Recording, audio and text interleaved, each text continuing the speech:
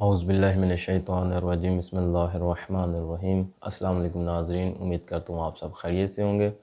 एक दफ़ा फिर हाज़िर है हर्बलिस्ट फ़िरोज़ अली। तो नाज़रीन, आज जो हमारा मौज़ू है वो एक फल के हवाले से है, और ये एक ऐसा फल है कि जिसे बहुत ईज़ी लिया जाता है, या आम लफ्ज़ों में इसको बहुत सादा फल समझा जाता है कि बहुत ज़्यादा कोई इसे अहमियत नहीं दी जाती, ठीक है। लेकिन इसके बहुत ही ज़्यादा फ़वाइद, और अगर कहूँ कि सेब जो कि बहुत अहमियत का हामिल है, उसके बराबर की चीज़ है और उससे बेहतर चीज़ है, तो ये रायगा नहीं जाएगा। उसकी वजह ये है कि ये जो फल है ये ख़ुद इतनी सलाहियत रखता है कि पेट में जाके हज़म हो जाए, ठीक है। लेकिन सेब के अंदर ये सलाहियत नहीं है, ठीक है। सेब के अंदर ख़ुद गैसेस पाई जाती हैं। इसका मतलब ये नहीं है कि अब सेब नहीं खाना चाहिए या सेब नुकसानदेह। सेब खाना चाहिए, लेकिन उन लोगों के लिए ज़्यादा बेहतर रहेगा जिनका मैदे में कोई मसला ना हो। लेकिन अगर किसी को गैस वगैरह का प्रॉब्लम हो, एसिडिटी का प्रॉब्लम हो, तो उनको सेब थोड़ा बहुत तो लाजमन डिस्टर्ब करता है, चाहे उनको वो अंदरूनी तौर पे जो रिएक्शन हुआ होता है वो पता चले या ना चले। तो जिस फल की मैं आज बात करना चाह रहा हूँ उस फल का नाम है अमरूद। अमरूद के अंदर ख़ुद इतनी सलाहियत होती है हज़म होने की, जो इसमें ताकत वगैरह इसके बीज के अंदर भी है, इसके पत्तों के अंदर भी है, और इसके जो अगर आप हिकमत में अगर देखेंगे तो इसकी राख भी होती है, तो उसके अंदर भी अगर कोई मैदे की मेडिसिन बनेंगी तो वो काफ़ी फ़ायदेमंद होती हैं, ठीक है। लेकिन इसका जो ज़्यादातर इस्तेमाल होता है वो होता है पके हुए अमरूद का, ठीक है जी। पके हुए अमरूद का जो इस्तेमाल है वो सबसे बेहतरीन होता है। तो मैं कुछ अर्ज़ करूँगा कि मैदे के हवाले से कि अमरूद को किस जगह किस तरह इस्तेमाल करना है।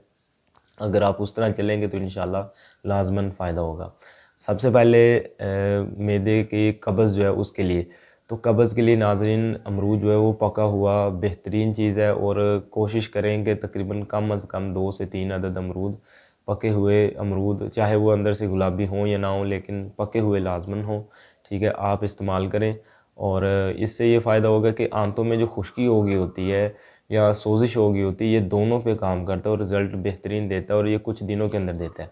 अगर आप 1 से 1.5 पाव के करीब अमरूद या आधा किलो के करीब अमरूद अगर खा सकते हैं, ऊपर चाहे आप नमक वगैरह लगाना चाहें लगा लें, मसला नहीं है, ठीक है। या कोई भी मसाला वगैरह मिलते हैं बाज़ार से जब अमरूद लें तो अगर वो भी साथ में लगा के खाना चाहते हैं तो मसला नहीं है। आपको ये कि कब्ज़ के अंदर भी अफाका नज़र आएगा, और कुछ दिनों से प्रॉपर ये कब्ज़ का, ऐसी कब्ज़ जो बहुत बड़ी अद्वियात से भी हल नहीं होती, वो इस अमरूद से हल हो जाएगी। लेकिन इसका एक बेहतरीन जो तरीका इस्तेमाल है वो ये है कि खाली पेट या तो सुबह इस्तेमाल किया जाए, तो या फिर तकरीबन दिन के 3 या 4 बजे जो पाकिस्तान में जो टाइम होता है उस टाइम इस्तेमाल किया जाए। तो उसकी वजह ये है कि पेट खाली होता है, या फिर 3-4 बजे भी खाली होता है, तो अमरूद जो है वो ख़ुद अपना जो मिनरल्स है वो जिस्म को जब देता है तो जिस्म एक्टिव भी महसूस होता है, और इसके अलावा जो दिल की ताकत है उसके लिए बेहतरीन चीज़ है अमरूद, ठीक है। लेकिन इसी तरह उल्ट इसी के बरअक्स ये है कि अगर किसी को पखाने वगैरह लगे हैं, बलगमी मवाद ख़ारिज हो रहा है पेट से, ख़ुसूसी तौर पे छोटे बच्चों में होता है, तो अक्सर उनके लिए ये होता है कि जो कच्चे हुए अमरूद है ना, वो उनकी माँओं को बताया जाता है, यानी कि जो बच्चे फ़ीड करते हैं अभी, ठीक है, तो उनकी माँओं को बताया जाता है कि कच्चा 1 से 2 अदद अमरूद आप खा लें, ठीक है। उससे ये होता है कि माँ को भी थोड़े बहुत अगर जो दस्त वगैरह लगे होंगे या पेचेस वगैरह लगे होते हैं वो इससे कवर हो जाते हैं। बाकी बच्चे को काफ़ी अफाका नज़र आता है, ठीक है जी। तो अगर कोई बड़ा बंदा है या बच्चा है, ठीक है, तो उसके हवाले से यही है कि कच्चा अमरूद 1 से 2 खाएगा, तो उससे ये होता है कि जो पखाने वगैरह लगे होते हैं वो इसी 1-2 कच्चे अमरूद से ठीक हो जाते हैं, यानी कि खाने से, ठीक है जी।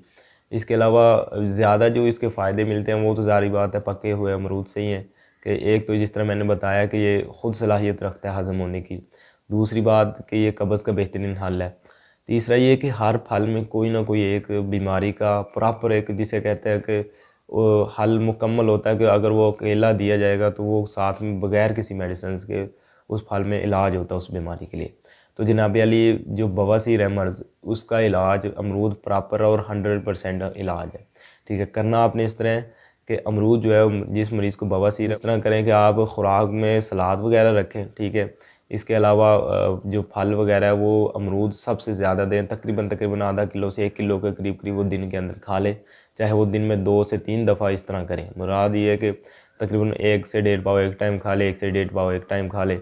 इस तरह 2-3 दफ़ा करेगा तो 1 किलो मुकम्मल फल ख़त्म करे अमरूद का पका हुआ। और ये कि अगर कोई चाहे तो 2 दफ़ा में कर ले ख़त्म, अगर किसी में हिम्मत है तो 1 दफ़ा भी खा सकता है, मसला नहीं है। तो इससे अल्हम्दुलिल्लाह ये हो गया कि कब्ज़ भी इसी से ख़त्म हो जाएगी। और जब कब्ज़ ख़त्म होना शुरू हो जाएगी तो ये है कि बवासीर का जो मौके वगैरह है या इसके अलावा खूनी बवासीर होती है वो इससे ख़त्म होना शुरू हो जाती है। लेकिन इसका जो तरीक़ाकार है वो यही है कि परहेज़ लाज़मन हो। अगर परहेज़ नहीं कोई करेगा, मुराद एक गोश्त हो गए, इसके अलावा खट्टी लस्सी हो गई, दही होगा, या इस टाइप की जितनी भी बाहर के जंक फूड्स हैं, बोतलें वगैरह, इस टाइप की चीज़ें बंद नहीं हुई तो इसका फिर कोई फ़ायदा नहीं होगा। ठीक है जी। परहेज़ हो, साथ में अमरूद हो तो इंशाल्लाह किसी दवाई से कम रिज़ल्ट नहीं आएगा। ठीक है जी। तो इसके अलावा अमरूद का ये सबसे बड़ा फ़ायदा है कि जो लोग मैदे की दवाइयाँ खाते हैं उनसे सिर्फ ये अर्ज़ है कि कुछ दिन या हफ़्ता एक अमरूद खाएँ, ठीक है, और खाएँ इस तरह है कि तकरीबन शुरू में कम अमरूद रखें, आहिस्ता आहिस्ता ऊपर जाते जाएँ। तो इंशाल्लाह ये है कि वो देखेंगे कि उन्हें जो मैदे की मेडिसिन्स हैं उनसे छुटकारा मिलना शुरू हो गया है। या आम लफ्ज़ों में जो जब कभी बदपरहेज़ी हो जाती थी तो पेट में जलन हो जानी या अफारा सा हो जाना या गैस चढ़नी, सर को गुबार सा चढ़ना, और इसी वजह से फिर कुछ लोगों की दिल की धड़कन तेज़ होती है जो कि किसी दवाई से ठीक नहीं होती। और वो ना ही दिल का कोई मसला होता बल्कि वो गैसेज़ होती हैं जो दिल की तरफ कार्बन वगैरह का इजाफ़ा करवाती हैं। तो फिर ये होता है कि जो है ना दिल की धड़कन तेज़ होना शुरू हो जाती है। ठीक है, तो उस चीज़ को कंट्रोल करने के लिए अमरूद बेहतरीन चीज़ है कि दिल को ताकत भी देता है और मुफर्रा है। मुफर्रा से मुराद ये है कि कई दफ़ा इस तरह महसूस होता है घबराहट वगैरह या इसके अलावा दिल बैठा बैठा महसूस होता है तो उसके लिए बेहतरीन चीज़ है अमरूद। तो इसके अलावा ये है कि मैदे के जो पट्ठे हैं या मसल्स हैं उनको मजबूत करता है अमरूद। डायरेक्ट जाके बिलखासा तौर पे, यानी कि एक होता है ना कि जिस तरह अखरोट का कहते हैं कि जी ये दिमाग के लिए ठीक है, दिमागी कमज़ोरी के लिए ठीक है, बादाम का भी इसी तरह कुछ कहा जाता है। तो अलग अलग मगज़ियात या अलग अलग फल या अलग अलग अद्विया का कहा जाता है। तो इसी तरह अमरूद जो है ना वो मैदे के अमराज के हवाले से बेहतरीन चीज़ है और जो कि आजकल ज़माने की ज़रूरत है। ठीक है, इसका ये है कि ख़ुद मैदे को इतना ताकतवर कर देता है कि छोटी मोटी दवाई की ज़रूरत ही नहीं रहती। और लेकिन अर्ज़ ये है कि इसका प्रॉपर इस्तेमाल किया जाए, ये ना हो कि एक दिन खा लिया और 3-4 दिन ना खाया जाए। लगातार खाएँगे और इंशाल्लाह जिस तरह मैंने बताया कि खाली पेट खाने। ठीक है जी। तो उम्मीद है इंशाल्लाह ये आपको तकरीबन 2 से ढाई हफ़्ते के अंदर प्रॉपर एक रिज़ल्ट दे जाएगा और इंशाल्लाह दिल खुश हो जाएगा कि इसके इतने रिज़ल्ट हैं। बाकी इसके अलावा इसका जो इस्तेमाल है कि जिस तरह कच्चे अमरूदों के हवाले से मैंने अर्ज़ की है कि ये जो असहाल लगे होते हैं, दस्त लगे होते हैं या पेचिस लगे होते हैं, उसमें इस्तेमाल होता है।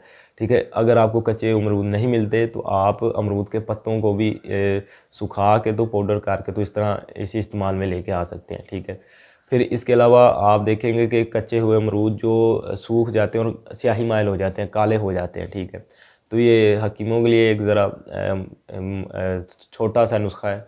ठीक है, किस तरह करना है कि जो कच्चे हुए काले अमरूद हैं उनको आपने थोड़ा सा दरफर करके तो देसी घी लेके तवे के ऊपर रखना है और डालना है या किसी भी बर्तन में डाल लें।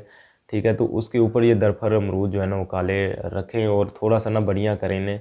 बढ़िया करने से मुराद के वो रखने के बाद फ्राई करें। ठीक है, तो थोड़ी देर के बाद मज़ीद जब उनमें घी जज़ब हो जाएगा या थोड़े से सुर्खी माइल हो जाएंगे, ठीक है, आप उतार लें, थोड़ी देर के लिए वैसे ही रहने दें, ठंडा होने दें या धूप में रख दें थोड़ी देर के लिए।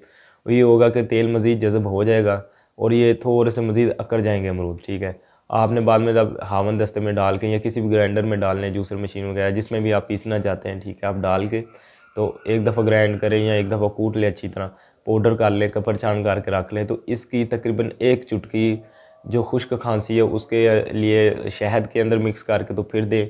ठीक है, छोटा हो तो ज़रा मिकदार खुराक कम कर लें। ठीक है, इसकी एक चुटकी काफ़ी होती है मिकदार। तो ये काली खांसी हो चाहे खुश्क खांसी हो, बेहतरीन इलाज है। और अगर किसी को जिसे कहते हैं कि बलगमी खांसी है तो फिर ये यही जो सफ़ूफ़ है उतना ही सफ़ूफ़ काली मिर्च का आपने इसमें ऐड करना है। मुराद है कि 1 ग्राम अगर इस का सफ़ूफ़ है तो 1 ग्राम ही काली मिर्च का किया हो पाउडर होगा तो उसके अंदर ऐड किया। उसके बाद ये कि आपने उसमें से 1 से 2 चुटकी जो है वो क्या कहते हैं मरीज़ को देनी है और सुबह शाम खाने के बाद दें। और ये गर्म पानी के साथ देना है ये वाला सफ़ूफ़। वो जो शहद वाला बताया कि या शहद में कर लें या मक्खन में कर लें, ठीक है, खुश्क खांसी के लिए वो आप पानी के साथ दे दें, सादा पानी भी हो जाए मसला नहीं है। लेकिन बलगमी खांसी के लिए गर्म पानी के साथ दें और काली मिर्च लाजमन ऐड करें। तो इंशाल्लाह ताला ये कि काली खांसी हो, खुश्क खांसी हो, ठीक है, बलगमी खांसी हो, इन तीनों के लिए जिस तरह मैंने इलाज बताया, ठीक है, तो ये है कि बस सिर्फ साथ में ऐड करने वाली चीज़ें अलग हैं, लेकिन मेन काम अमरूद ने ही करना है। ठीक है, अमरूद का जिस तरह सूप बताया, तो एक एज आ मेडिसन बहुत बेहतरीन काम करती है ये वाली जो तरकीब है।